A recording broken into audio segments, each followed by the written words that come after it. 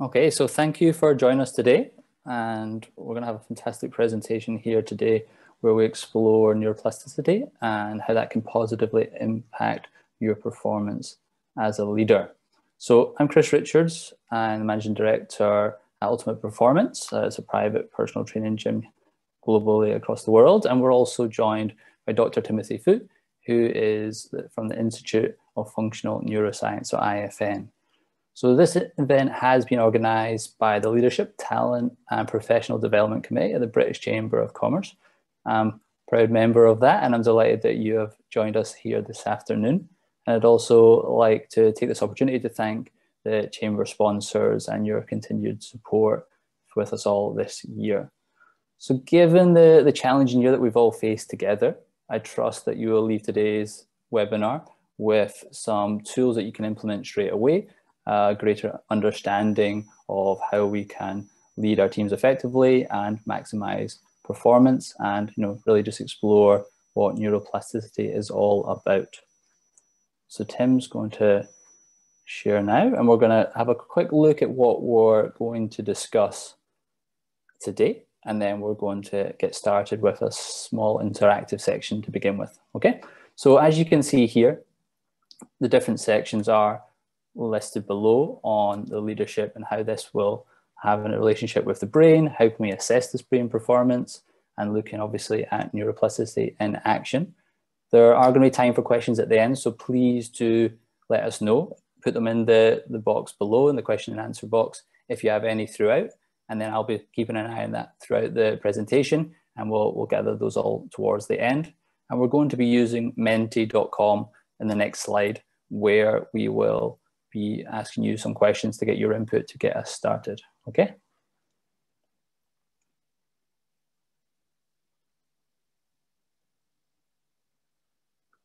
So you can see here that if you could open up a browser on your device and go to menti.com, please. And we have the code below, so 436272. And if you could put that in, there's going to be two separate questions that are going to come up. So the first question we are going to look at is, what are the top leadership qualities that come to your mind as most important? Okay, so we've got some answers in there already. So we'll give you all a moment to share your thoughts on what you feel are the top leadership qualities that come to your mind as most important.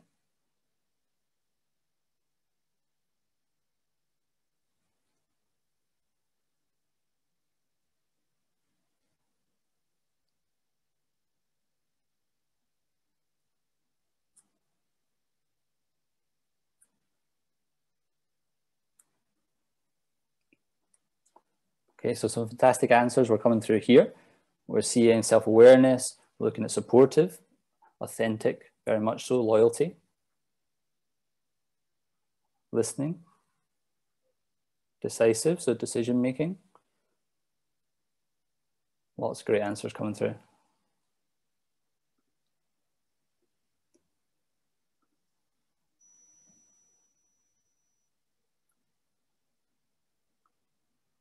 So interesting, decisive coming through on top, supportive, inspirational, some of the favorites.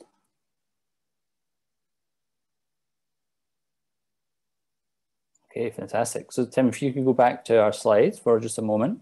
Thank you all for sharing. Lots of great answers there.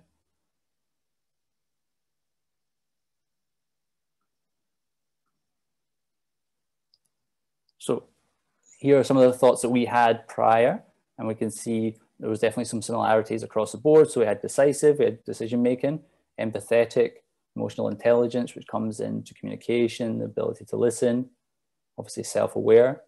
So great, we're all on the same page across the board there.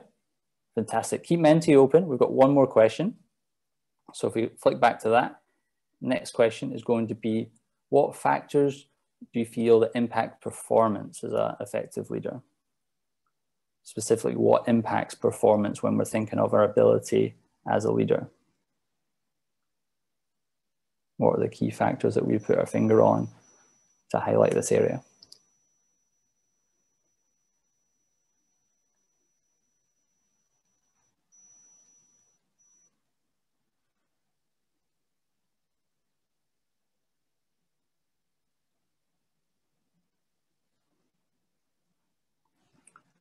Okay, great. So see them coming through now. So we can see factors such as sleep. I think we can all relate to that. Stress, the support network that we have around us, the motivation that we feel.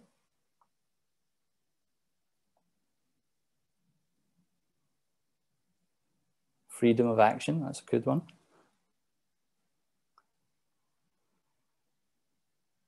Our mental well-being, communication.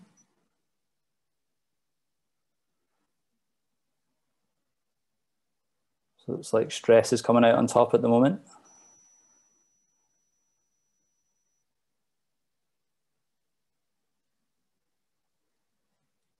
Okay, great. So it looks like sleep, stress, motivation, the support network we have around us, anxiety in general, which links into some of those things certainly. So fantastic. So Tim, if we jump back to the slides. So very much in line with what we had in mind as well. We're looking at the motivation, the sleep quality, our resilience on the different components of that. And obviously stress being a big factor that you guys shared in that area also. And one thing we want to think about is our performance does fluctuate all the time. So there are external and internal pressures that affect our performance every single day. So we talked about sleep and stress and various other things. And more common than that, how we frame our performance as a leader often is based on this decision-making, our empathy towards our teams, and being able to be calm under pressure, for example. But obviously these things then impact the results. But we don't always necessarily consider the organ at the heart of all these things, which is the brain, which is why we're here today and what we're going to dig into and explore a little bit further now. Okay, so now that we considered these leadership qualities, we are going to pass over to Tim. He's going to give us some of the science and some of the detail behind all of this, and I'll hand over to him. So look forward to this. Thank you very much, Chris. Hi, everybody. I'm Timothy. I'm the lead clinician here at IFN Singapore. We are part of the larger Institute of Functional Neuroscience group that's headquartered in Perth, Australia. So what we do is we harness the latest research in neuroplasticity and functional neurology, and we use validated methods to create positive change in the brain. So our approach aims to tackle the underlying brain functionality that could be driving visible symptoms or symptoms that patients experience. So we commonly see complex neurological cases and conditions such as autism, ADHD, developmental delay, and stroke. However, this approach is holistic, all right, and it's possible to apply this to an individual who is seeking brain optimization and performance as well. Now, the founder and developer of this approach is Dr. Randy Beck. He has more than 35 years of experience in research and clinical expertise. And in the world of functional neuroscience, he's a leader, especially in EEG analysis. Okay, so the EEG is a type of brain imaging that allows us not just to see activity levels in specific regions of the brain, but connectivity as well. Now, a disclaimer, okay, this presentation is meant to be a lighter touch, or it's meant to be an introduction. So Dr. Beck does come to Singapore to give talks as well, and he's able to do much deeper dives into a variety of brain topics and research. So please do keep in touch with us if you'd like to know when he's in town next, okay? We are looking forward to that as well. So for today, I will try to give you as much as I can from a clinician's point of view. So I'm the grassroots guy. I'm on the ground executing Dr. Beck's treatment plans in Singapore. Okay, is everyone okay with that? Okay, that's good. Let's get started. This slide is just to show you the organizations that we have collaborated with before. So if you look in there, there are some functional neurology organizations here. There's some universities as well, like the Harvard Medical School and the University of Western Australia. So as mentioned before, we see a variety of individuals, people with neuro conditions, developmental, mental health conditions. And our approach, being holistic, can be applied to individuals also looking for peak brain performance as well. Now, when we talk about peak performance. The most relatable image that pops up tends to be with elite athletes, right? Essentially, these are the more physical attributes. We would like to propose, okay, that peak performance can be seen not just from a physical aspect, but from a brain function aspect as well. So the performance domain is not just limited to physical aspects of the body, but also includes brain function. So it will consider things like cognitive function, memory, information processing, focus, attention, and emotional regulation. So how would you improve function? Right, in the physical aspect, elite athletes, they would identify specific areas to improve and fine tune. So when it comes to the brain, specificity is important too. Okay, and that is the benefit of having a more targeted approach. So how would you determine the areas of possible improvement? That's a good question to ask, right? And also, which area should we work on first? So I'm assuming that most of the individuals on this webinar, you are leaders or you have a team that you serve. You might have individuals that you are coaching or mentoring as well, right? This responsibility can be quite exciting, invigorating, right? As you juggle all these commitments. So optimal brain performance can be very useful for such higher executive roles. And just like a professional athlete who identifies areas to tune their abilities, professional cognitive athletes would identify areas to improve and apply a more targeted approach as well. Okay, so let's now have a brief look at the landscape of the brain. So the general understanding of the brain is that there are specific areas that are involved with specific functions. Okay, so for example, the parietal lobe, okay, over here is involved in body awareness, touch sensation, taste. The temporal lobe, the area just behind your ears, is involved in hearing, facial recognition. Your occipital lobe, okay, at the back of your head, is involved in processing visual information. And then the frontal lobe right here, the area right behind your forehead, is involved in higher executive functions that involve voluntary motor control, problem solving, speech production, all those aspects of brain health.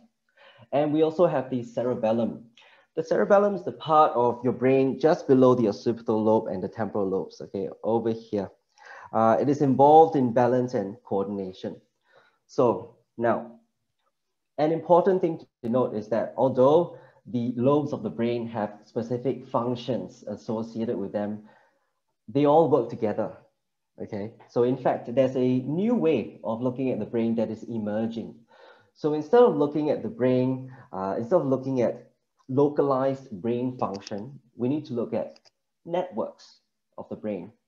So this traditional model of the brain is now shifting towards a connectivity model, which looks at something called connectomes. Okay, I'll show you in this slide. Okay, so this is a picture of a new way that the brain is being modeled. It's beautiful. Okay, so notice that it maps out not just the regions of the brain, but also their connectivity and their pathways. So you can see from here how networks can start to emerge and be identified. So the main takeaway from all of this is that the brain is a precious, important organ, but it's also a very complex organ. So you may experience symptoms coming from a traditionally recognized area of the brain. However, if you consider networks, okay, the underlying source of the dysfunction could be coming from somewhere completely different. Right? That is why a targeted approach is necessary when addressing brain function and brain performance. Now let's take a look at memory, for example. There are multiple brain areas involved in this. So the first step would be encoding. What sort of information is to be recorded, right? So this involves your visual system, auditory system, kinesthetic sense. So when someone tells you a number that you need to call, okay, you are able to listen with your ears. Information goes to your temporal lobe. It is processed and stored in your working memory. This is your prefrontal cortex, okay? The part of your frontal lobe just behind your forehead. And in general, you're able to store this information in the short term for about a minute. And the capacity is generally limited to about 7 items, okay? So now after you listen to that number, you'll be able to enter this number into your phone almost immediately as you recall this information from your prefrontal cortex. This process is also active when you are reading, right? So it helps you keep the previous sentence in your short-term memory as you read the next sentence so that there is context as you read the following sentence. Okay, got it? Right, so that is short-term memory.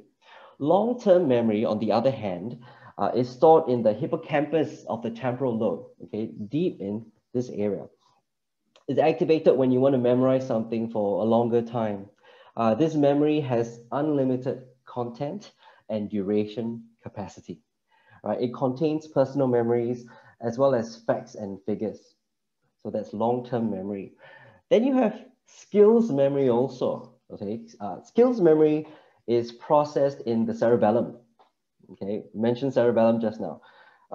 That relays information to an area of the brain called the basal ganglia, right? So it stores automatic learned memories, things like tying a shoelace, playing an instrument, riding a bike, right? So hopefully, after listening to all this, you're beginning to get a sense of, the connectivity, the complexity of the human brain that allows us to accomplish amazing things.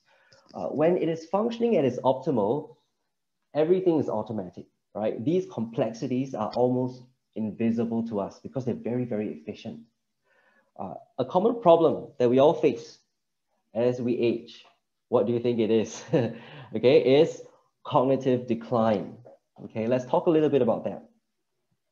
So studies have shown that from the age of 40 years old, cognitive performance declines at around 1% a year. So even with full health, by age 80, our cognitive ability would have been reduced by 40%. So how old are you now? Right, everyone will be at a different stage of this. Right, so if you are under 40, there is an opportunity to proactively deal with this known issue. Or if you are beyond 40, being aware of this can allow us to take steps to mitigate this cognitive decline.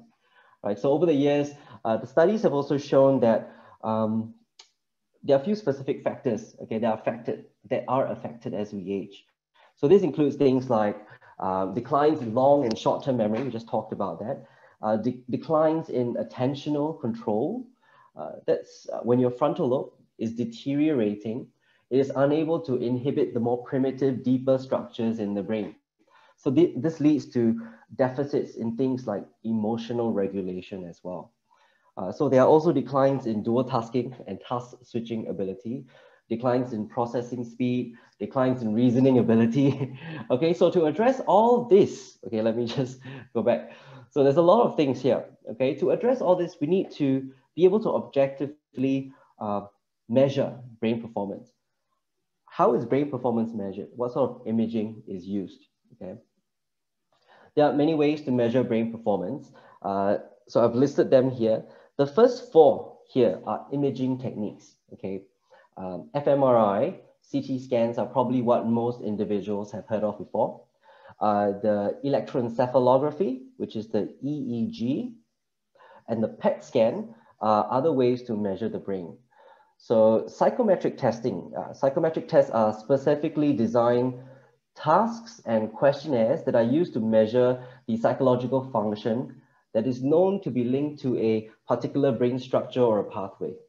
Now, a very famous one is the one that President Trump took, okay? That one is not an IQ test. Rather, it is a test that is typically used to check for early signs of dementia. It is called the Montreal Cognitive Assessment, or the MoCA.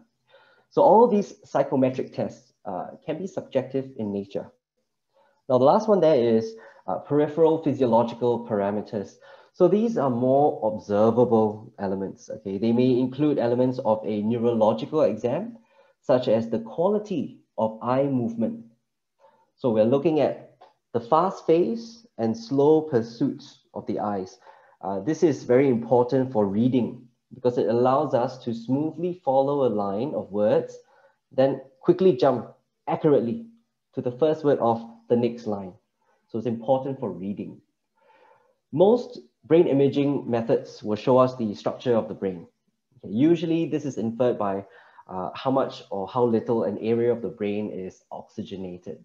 So they might tell us very valuable information about brain activity, but out of all this list, only the EEG is able to give us insights about connectivity. So the EEG, electroencephalography, is at the heart of the work we do here at IFN.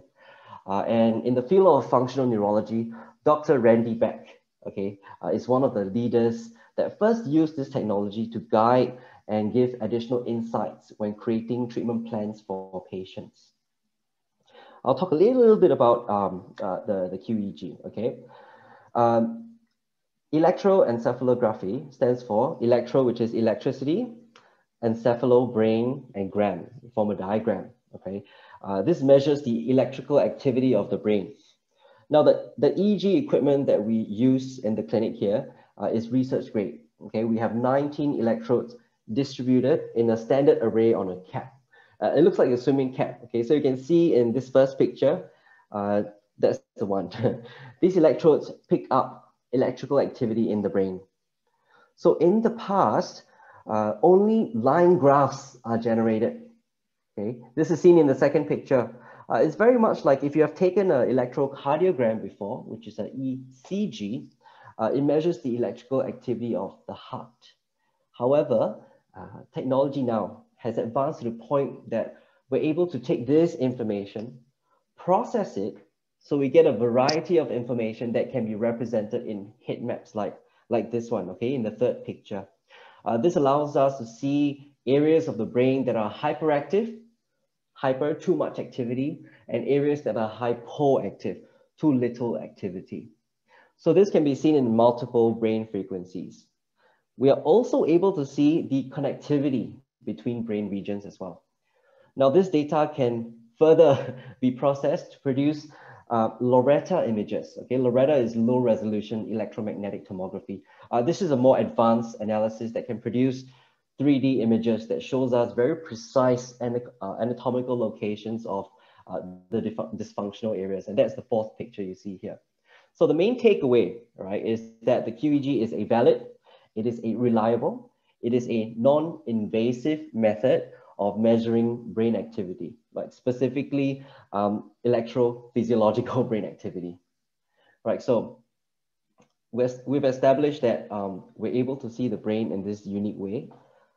So can we do anything about it? Okay, can our brains actually change? Right, the answer is yes, right? It is through this phenomena called neuroplasticity. Let's share what neuroplasticity is. Neuro stands for neurobrain, plastic, moldable. Okay, so neuroplasticity is the brain's ability, its incredible ability to reorganize itself by forming new neural connections as it changes in response to the stimuli. Right, so it can adapt to the environment. How does this work? How does it work in the brain? So what happens is your neurons, your brain cells, those are your neurons, they're connected to each other via synapses. Okay, so synapses are the linkage between one brain cell to another. Synapses strengthen when they're stimulated, and synapses weaken if they're not stimulated. So to put it simply, use it or lose it. Okay, however, this also means that when pathways are weakened, they can be strengthened with the appropriate stimulation as well. So this is the premise of the work that we do at IFN Singapore. So in order to create neuroplasticity in the brain, there are three factors that support the central integrative state. Okay, this CIS, the central integrative state refers to the health of the neurons and the networks that they are involved in. So three factors here: oxygen, fuel, and stimulation. Okay, remember this, all right? Oxygen, fuel, stimuli. Number one, oxygen. The brain is a relatively small organ compared to the rest of the body, but it uses almost 20% of the oxygen in the body. And how do you think it can go up to 50% oxygen consumption and blood flow? So if you're really focused on me right now, on this conversation, you could be using up to 50% of the oxygen in your brain. Your brain could be using that amount of oxygen. Okay, so that's number one, oxygen, very important. Number two, fuel. Proper nutrition is necessary to provide the energy needed for activation. So energy is the currency in the body. Without it, many biochemical processes and neurochemical processes cannot function optimally, right? So the brain has the highest density of mitochondria in the body. So mitochondria are these powerhouses that exist in each cell. They churn out energy in the form of this thing called ATP, right? So that's number two, fuel. Okay, number three, stimuli. Okay, once you have provided the oxygen, you provided the fuel needed, you have to drive the pathways that you want to strengthen, right? So this can be done with a high level of specificity. And this is central, again, to what we do here. So again, what are the three factors? Sometimes there's a quiz at the end and I'll ask, what are the three factors? And usually people would hopefully remember oxygen, fuel, and stimuli. Okay, it's only three, not 7 items. Okay, so these are the three items, oxygen, fuel, and stimuli. Okay, how do we apply these principles? Now, similar to the physical health of a human being, we can apply this generally on one end of the spectrum to promote general brain health. So in fitness, it is similar to providing general advice, such as avoiding a sedentary lifestyle, getting up and moving, doing general weight training, doing general strength and conditioning.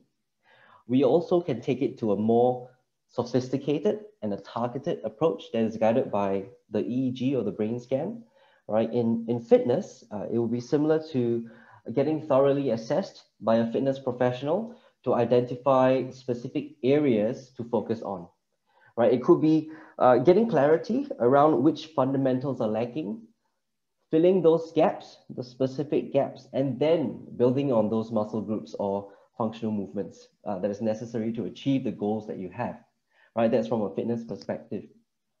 Now, you can see this upside down triangle there.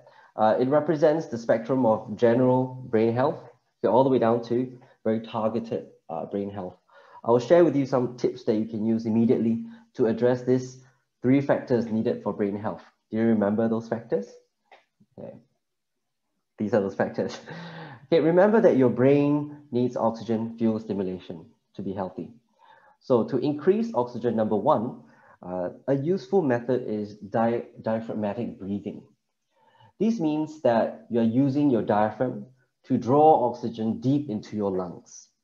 This is where most of the diffusion of oxygen into your bloodstream takes place. Okay, and if you want, we can have a go at this. Okay, so this is a bit of an interactive component. I can't see you, so you can do this in the privacy of wherever you are.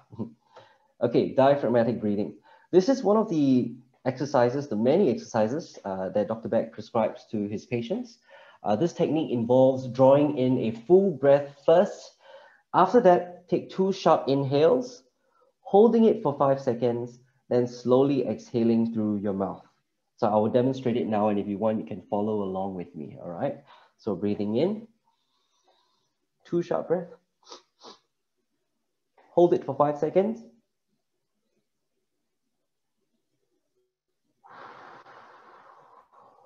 slowly exhaling through your mouth, okay? So let's do one more time, okay? Breathe in through your nose.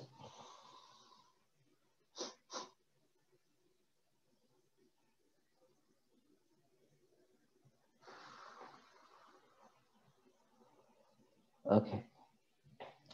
Repeat this for 2 minutes twice a day. Or when you are sleepy, this gives your body a big dose of oxygen that your brain can use, right? So immediately when you do this, the attention networks of the brain are activated. So you not only increase oxygen saturation, when you intentionally practice this, your brain is also able to practice attending to a task. That means your ability to focus. Also, when you when you engage and use the diaphragm, your parasympathetic nervous system gets activated. So this puts you in a more restful, healing, and receptive state. This state is the best for learning. So it is very useful to do this before or after any activity or task or skill that you're trying to acquire. All right, so that's diaphragmatic breathing. Okay, let's get back to this. Hopefully you found that useful. I will go through some apps that you can use to help with these activities later as well. So under oxygen, number one, there is also exercise. Any exercise that gets your heart pumping and causes you to pant, okay, is a great way to get oxygen into your body and brain. Now, the first thing that comes to mind might be cardiovascular activities, right? Like running or swimming. However, an appropriate intensity, okay, appropriate intensity of proper weight training can help you achieve a lot more as well. Okay, so of course, if you have professional coaching, that will ensure that you achieve this effectively and safely. That's very important. Okay, number two, fuel. Okay, general strategies here include ensuring that you have a good gut health. Right now, the gut-brain connection has now been very well understood. Right, in fact, 70% of serotonin and 30% of dopamine is produced in your intestines. Right, and serotonin and dopamine, they are neurotransmitters. That's why many functional medicine practitioners refer to the gut as also the second brain, the gut brain. So eating things like fermented food, like tempeh and kimchi, ensures that you have a healthy microbiome. And if whole foods are not able to provide you with the concentration of the nutrients, having a probiotic supplement is something worth considering, all right? So that's gut health. Another beneficial supplement for brain health is CoQ10. This provides necessary cofactors for the mitochondria that we mentioned just now, okay? Provides the cofactors for these mitochondria in the brain cells to generate ATP. And ATP is the energy molecule of the body. The brain has the highest concentration of mitochondria of all the organs in the body. Okay, so that's number two, fuel. Now, number three, stimulation. Now, in general, if you want to create neuroplasticity in the body, the activity you do has to be novel. Okay, so something that you don't do very often. So one simple thing that you can do is to start brushing your teeth with the other hand this evening when you brush your teeth. All right, so if you usually use your right hand, switch it over. So just like intentional diaphragmatic breathing, like we did just now, all right, this activates your attention networks and pushes your brain to create new connections. Learning a new instrument is another way, a very good way to foster neuroplasticity. And it uses multiple brain areas, including your cerebellum, which is involved in balance and coordination. So in the case of learning an instrument, it will be fine motor coordination. So now under stimulation, we also have exercise, okay? So exercise falls under this category as well, because if you are rehearsing for an activity that you have not done before and you are pushing yourself, it counts as a novel stimulation also, right? So this is especially true if you have a professional coach that is constantly keeping you engaged with new activities. And that's one of the reasons why we are partnering with UP to provide you this, to bring you this presentation. Right, so all these tips that we mentioned so far are for general brain health. Of course, all these are provided with you without an EEG to guide the recommendations, okay? Now, this slide is some apps that you can use to promote general brain health as well, okay? If you look on the top right, Flux is an app that you can install on your computer. It cuts down the blue light emitted from your screens. So without this constant barrage of very stimulating blue light, your pineal gland is able to more easily find its circadian rhythm. Then it will allow you to transit or fall asleep quickly and be well rested for the next day. All right, so that's Flux. Zero is an app that's used to keep track of time-restricted feeding. Now, this has been generally shown to be good for brain health. In fact, there are also some individuals who use this to address symptoms of dementia as well. Okay, so that's Zero. iBreath is an app that guides you in breathing patterns. So you can use the app on top of the technique that we just went through and we learned earlier. The last one there is Lumosity. Now, Lumosity has gained a lot of attention recently because there are many games in there that train multiple brain attributes, right? It's a great way to keep your mental exercises novel and fun. Okay, so that's why a lot of people have been installing and using Lumosity. We're on our phones all the time anyway already, okay? Why not have some novel stimulation? Okay, now, everything that we have talked about so far is great for general health, but take note that very likely there are hidden limitations. What do I mean by that? Okay, hidden limitations. So hidden limitations of non-targeted brain health techniques. Right now, the brain tends to compensate and develop coping mechanisms for possible underlying fundamental weaknesses. So I'm not talking about pathology here, okay? I'm talking about function.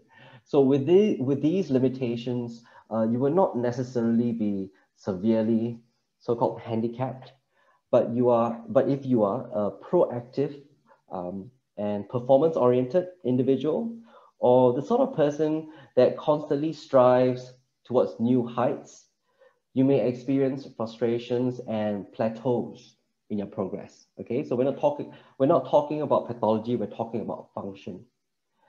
The key to unlocking new heights or breaking through plateaus is to remove these limitations by improving underlying fundamental brain functionality. All right, so this can be done by targeted neuroplasticity. We need firstly to be able to see the underlying state of the individual in the first place. All right, and this will be different, completely different for every individual. So because these limitations are different for each individual, a targeted approach is needed to address them, okay? And the very first step, okay, is obtaining objective data. It's also good to note that there are many different approaches to targeted neuroplasticity. We can't talk to others. We know our one very well, so I'll talk to and I will share what our approach is, okay? If that's okay with you. Now,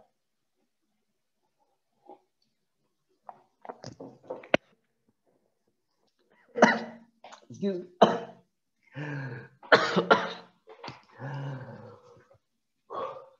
Excuse me, guys.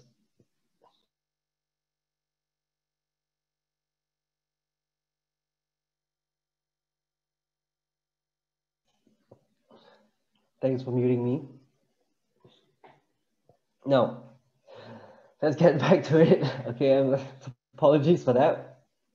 Now we're at EEG diagnosis. So the data that we acquire with EEG and the neurological exam, EEG is the technology that I mentioned earlier.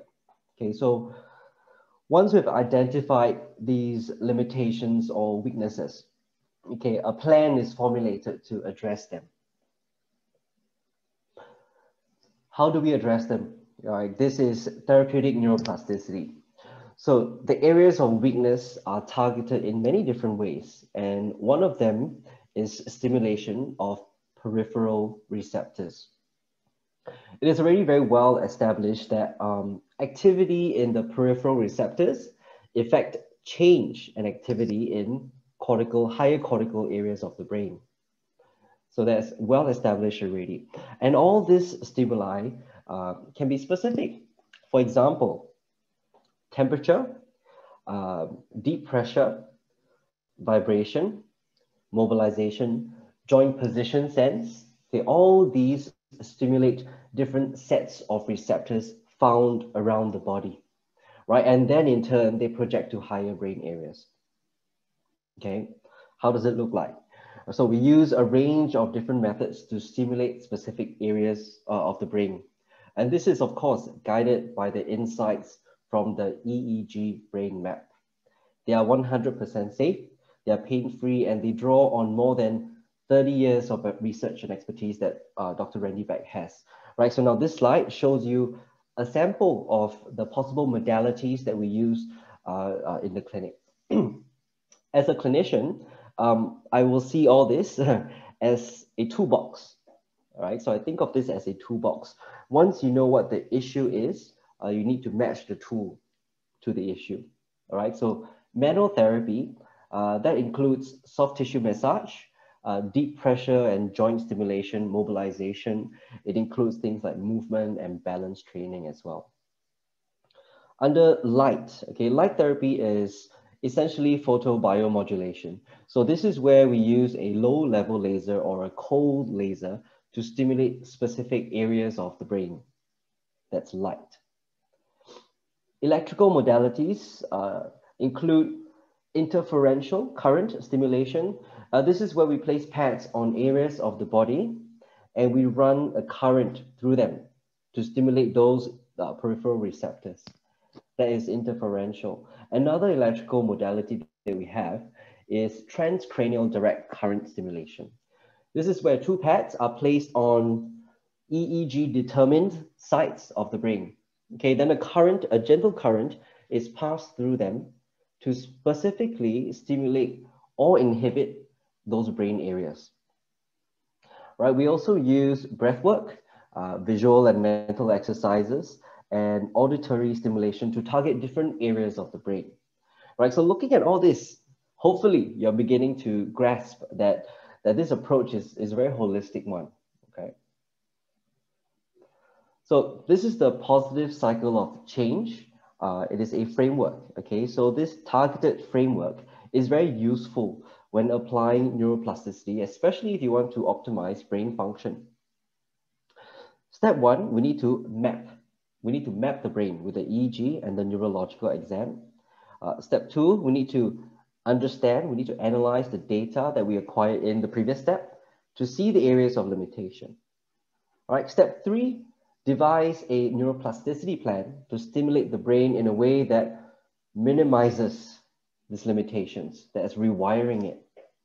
And step four will be to remap and to reassess to get objective measurements of changes after each treatment cycle.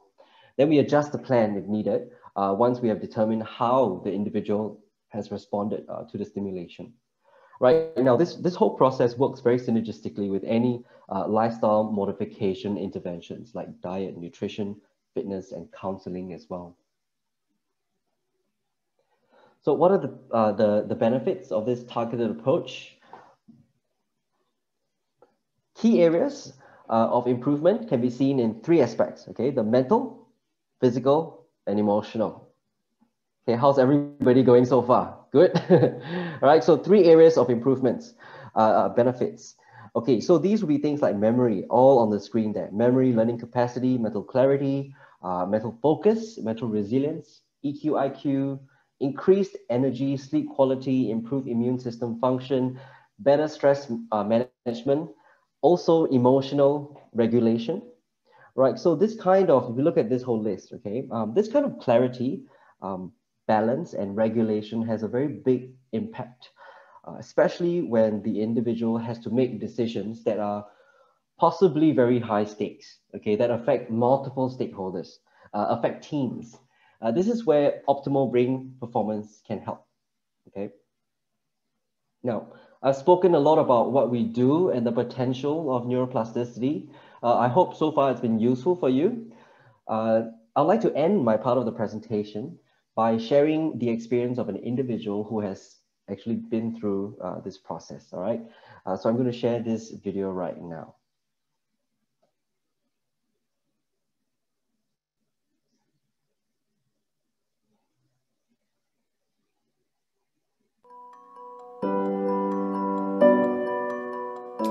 Hello, Baramagadidi. I came across IFN after a good mate of mine had an unfortunate accident where he lost most of his memory after coming out of a coma. Over a period of time, he regained, through working with IFN, he regained his memory, could remember who myself and his friends and family were, and got most of, if not all of his memory back. This was appealing to me at the time because I myself had been going through a period where I noticed that my memory started to decrease. It wasn't something that happened overnight.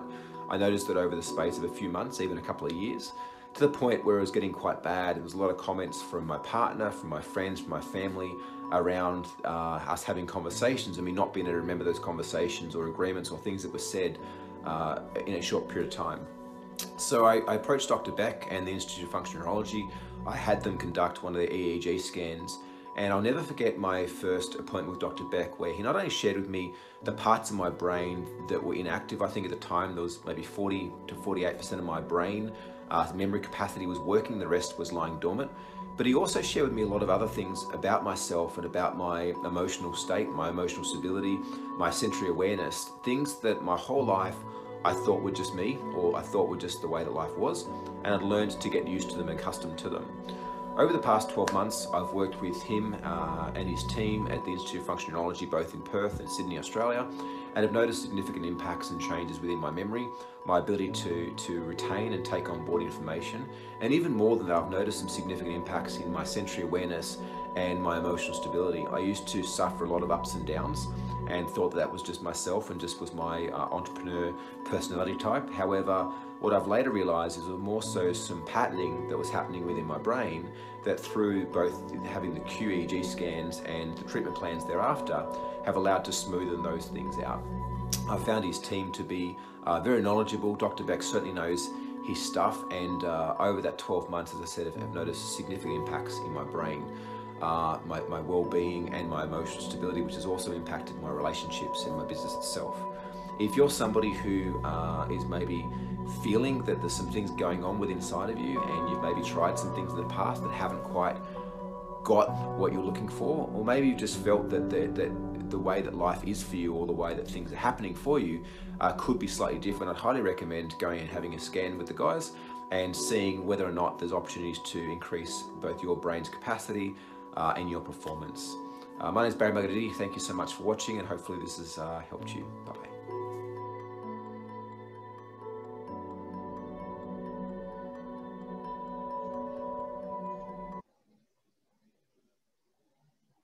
All right, so that's it from me. Thank you very much for listening.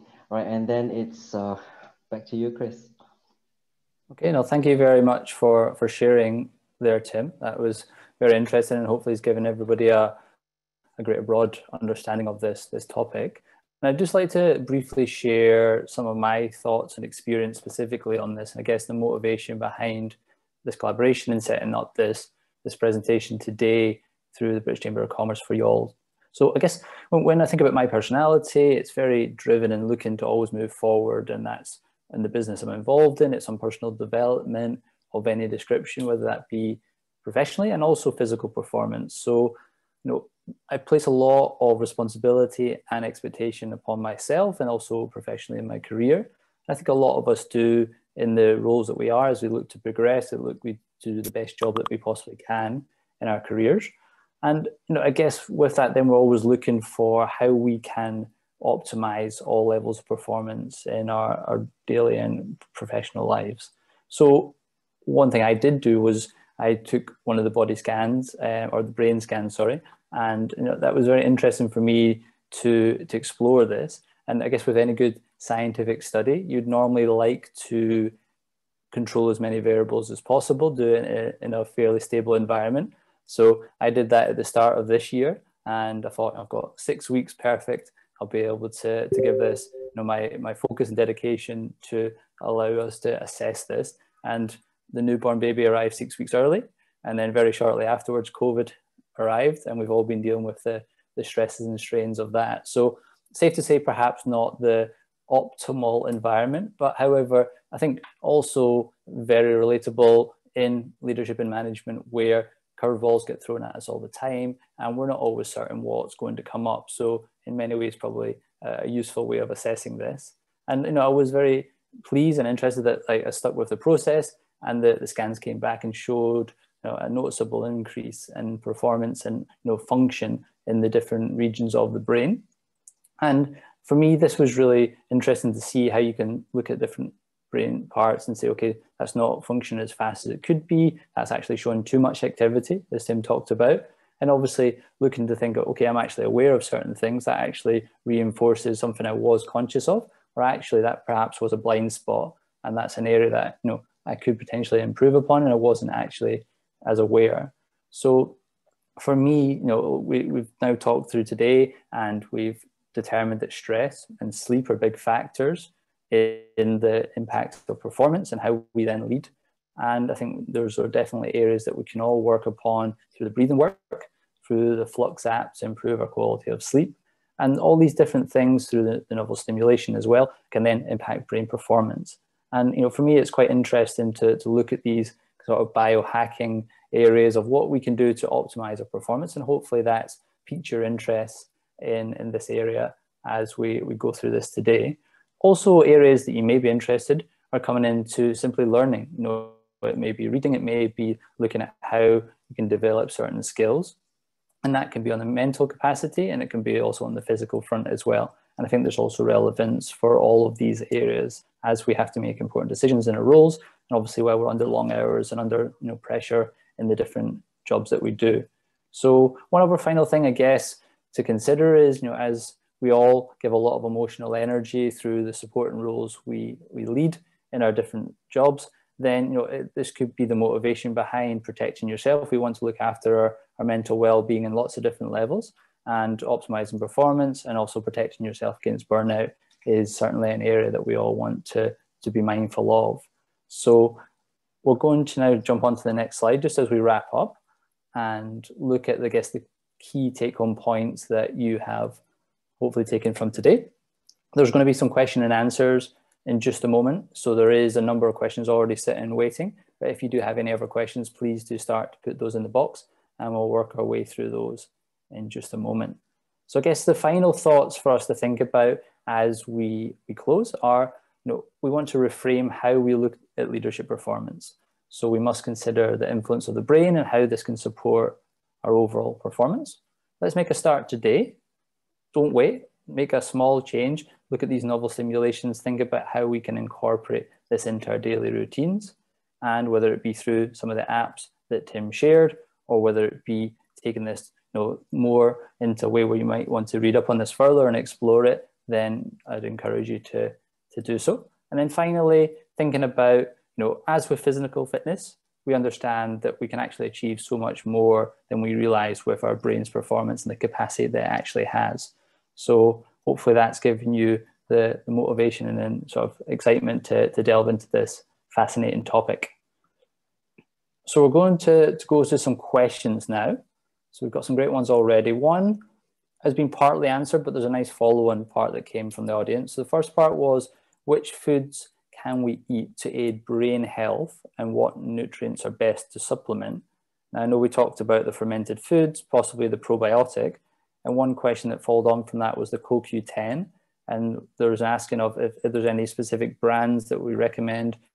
Is there anyone, or where's the way that we could look at, sourcing those, and like what do you guys have in the clinic, and how do you determine what's good? So, all right, so let's start perhaps with the which foods can we eat to aid brain health? So these recommendations are going to be very general. Okay, so I put in the broad category of gut health because of that relationship between the gut and the brain, right? So the kind of foods will be things like kimchi, tempeh, things that are fermented. The reason why those things are good is because they provide your gut with the good bacteria, right, that it needs to protect itself.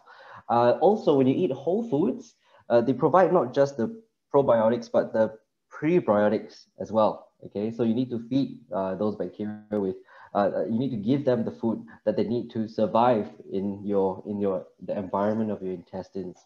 Right. So in general, if you want to start, a very good place to start would be to get a good probiotic and to increase your intake of fermented foods and fibrous food, because fibrous food is the one that has the prebiotics, right, for your gut. All right, so let me just, oh, where'd it go? Okay. All right, so there was a question about brands. We try not to align ourselves with 20 brands. Like I said, it's a very broad field and industry. Of course, we do have certain brands that we keep in the clinic, we are not very picky, and we would not, force people to, oh, you must use this brand. So we generally allow people to kind of do their own search as well. The brand that we have in the clinic is Metagenics. All right, so that's just, and Life Extension. So these are the two that we have, and that also will change over time depending on what we see as well. All right, so unfortunately, I can't give a full endorsement of a certain brand over here. Okay, I'm so sorry about that. Okay. Now, we had another question. Chris, shall I just go through the questions and answer as many of them as I can? Sure, you can do, and then there's some other ones I've got as well, so you can start off with those. Okay. Okay, we have a really good one. The brain can shut down during stress periods. Does it come back to its original state once the stress is removed? Well, if everything is functioning well, that is the ideal situation, right? So if you're a way I usually define health is this way, okay? Health is the body's ability to tolerate increasing levels of stress, right? So how healthy are you? How do you answer that question, right? In order to answer that question, I would ask you, how much stress can you tolerate, right? So once you have a stressful input, are you able to come back to balance? Are you able to come back to homeostasis well, right? So in an ideal situation, yes, that should happen, right? But in situations where there might be underlying issues in the brain that are not functioning properly, it could be a hyper or hypoconnectivity issue, not sure, depending on what the EEG will reveal. Those then might be, you need to address those issues in order for your body to be able to come back to balance, right? The moment you have a stressful input, all right? Hopefully that answers your question. Okay. Now, is reading a stimulation? Yes, reading is a kind of stimulation. You need to, again, when you read, there are a few brain areas that are used. You need to be able to slowly pursue the text as it goes across, as your eyes smoothly goes across the page, and then quickly go to the next line with a fast face, eye movement, and then read again. All right, and at the same time, you have your short-term memory being activated because you need to keep in your mind the previous sentence in order to give you context for the sentence that you are currently reading, right? So it is a kind of stimulation. Again, many things are stimulation. The key is really to know what kind of stimulation you need. But in general, yes, reading is a kind of stimulation. Okay.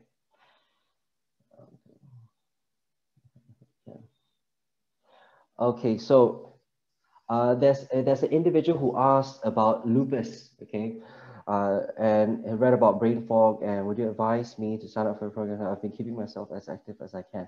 Okay, so with condition-specific issues, in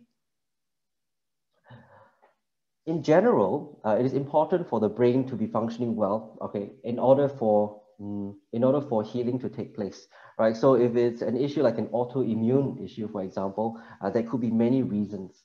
The key is to really understand where is not just the source of the symptoms, but also what are the underlying dysfunctions, right? So in lupus, you need to go to a GP and get yourself checked. Hopefully you're doing that, okay? At IFN Singapore, we do not do any diagnosis, okay? So we do not do a scan and we give you a definitive diagnosis. What we do is we adopt a more holistic approach, right? What we're more interested in is underlying dysfunction.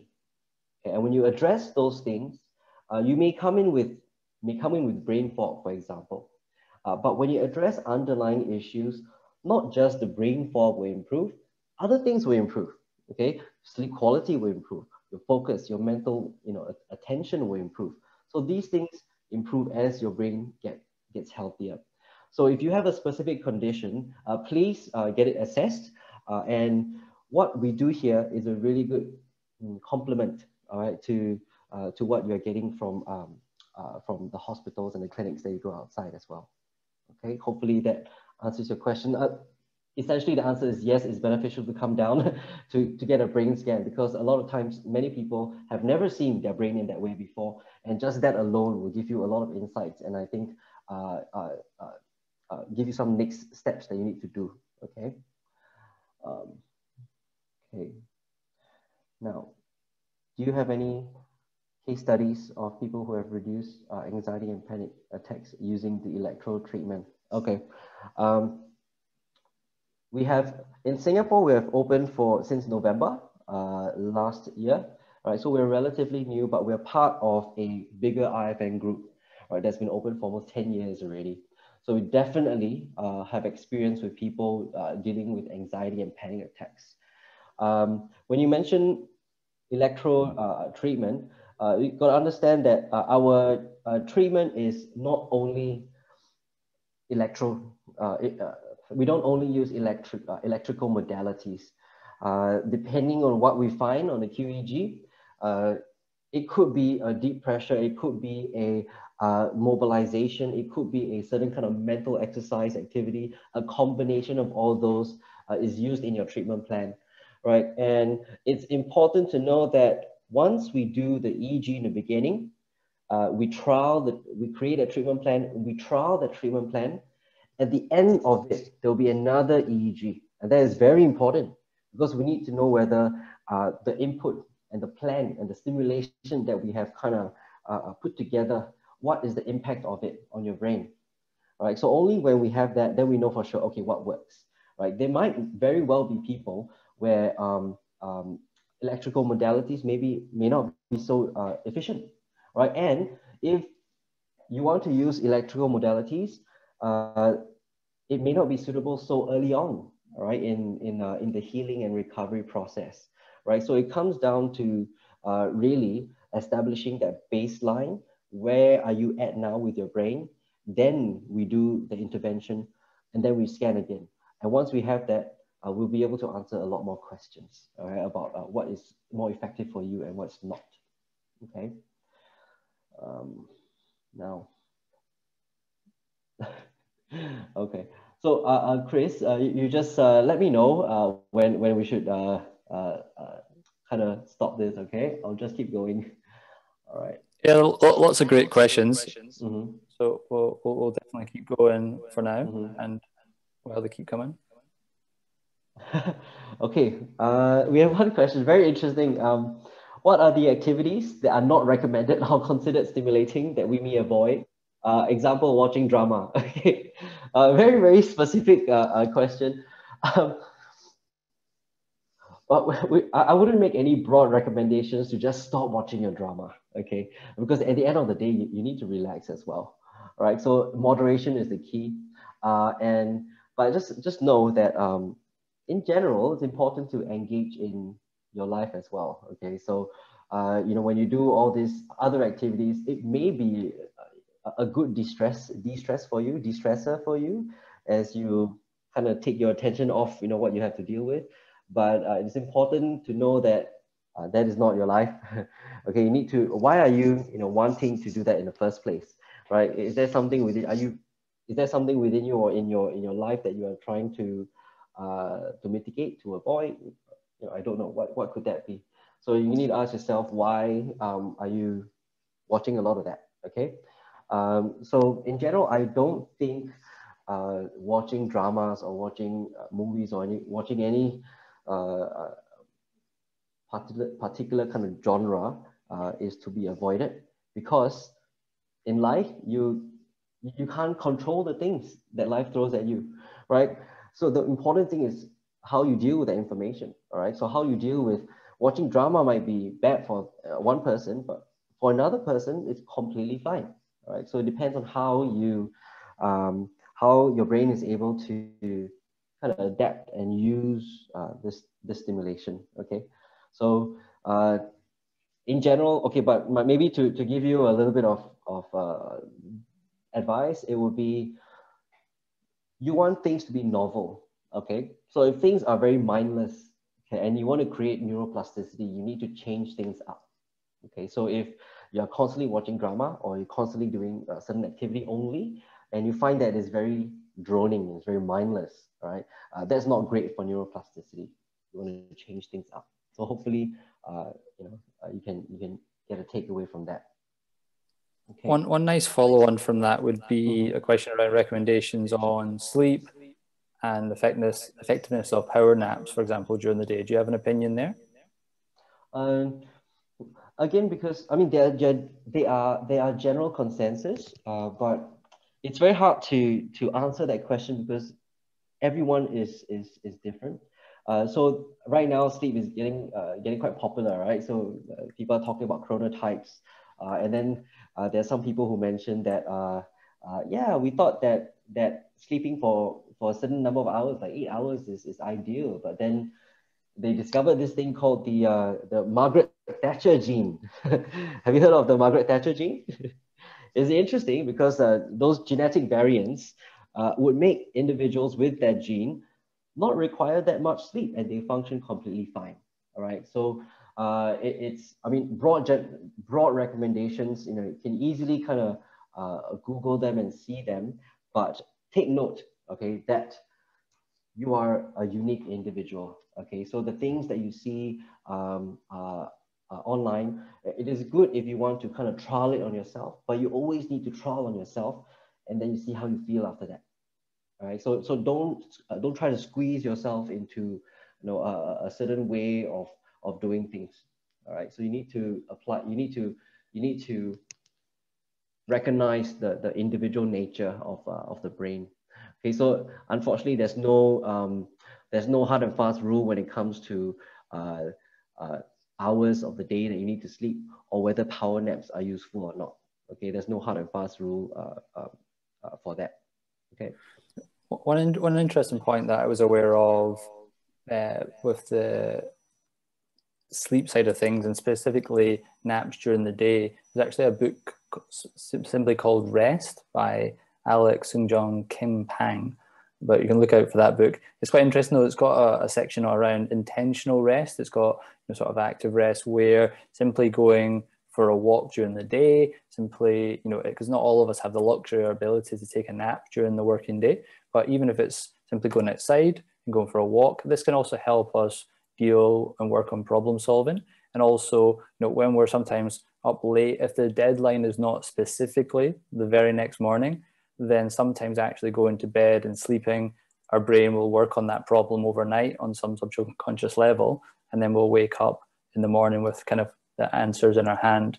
I think that's a concept that some of us may have experienced kind of, either consciously or unconsciously over the years, but I think that's quite a nice reminder that simply just, breaking that routine, clearing our mind with a walk, or simply trying to get to sleep and then solving the problem on a new day can also have quite a strong impact when it comes to the sort of performance element of that.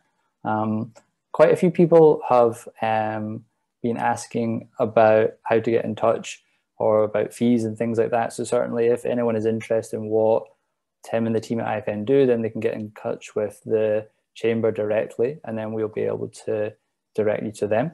So no problems with that.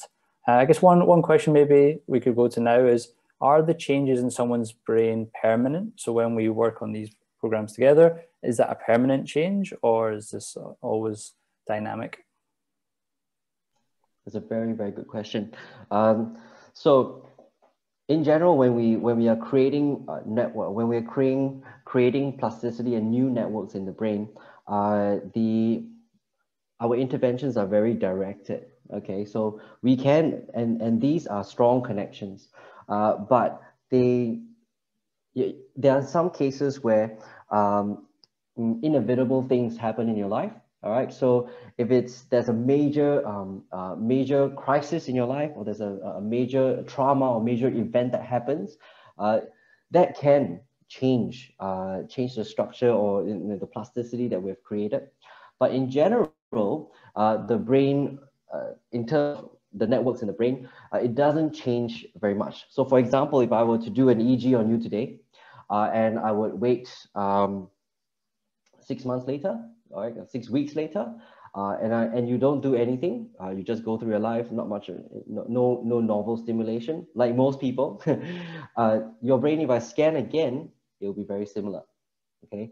And how much change you have and how long it stays will determine on the intensity and the frequency of the things that you do. In IFN, when we're trying to change the brain, we don't just work with you in the clinic.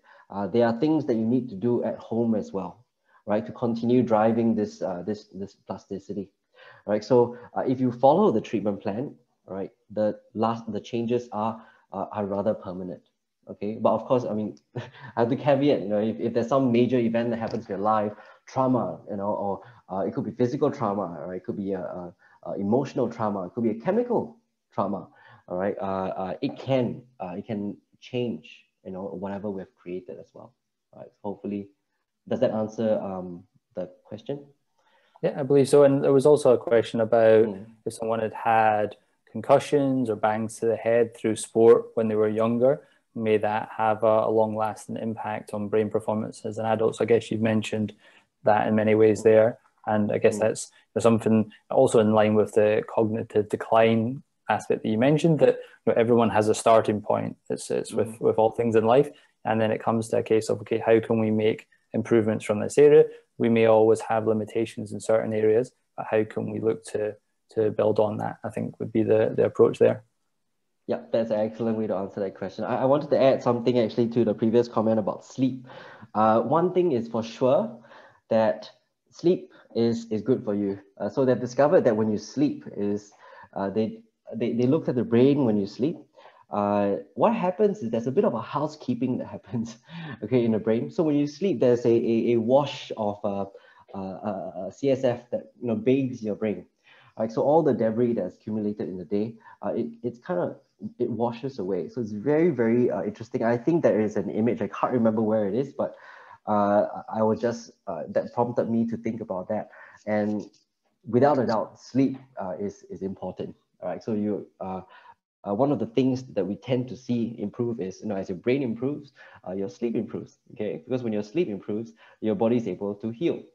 Okay, so I just wanted to add a bit to that question. Yeah. Okay, no, perfect. Thank you. I think that is all the main questions answered now. So thank you very much, Tim, for sharing the presentation today and for everyone who's joined us on this webinar. Like I say, if you'd like to get in touch with Tim or the team, then please do reach out, and then Sabina will be happy to help connect us. So thank you very much again, and enjoy the rest of your day and your week. So thank you very much. Got some PowerPoints here just to highlight you on the various other events that we have in the chamber. So quite an exciting and interesting one on Friday with the dialogue with the Minister of Manpower, Josephine Teo. So I think given the various climate at the minute, that could be an interesting area to look at. And you can see these other webinars that are available around tax planning if you're planning to move back to the UK in the near future, and the other two available there. So please do check those out and sign up online if you wish to join. Thank you very much.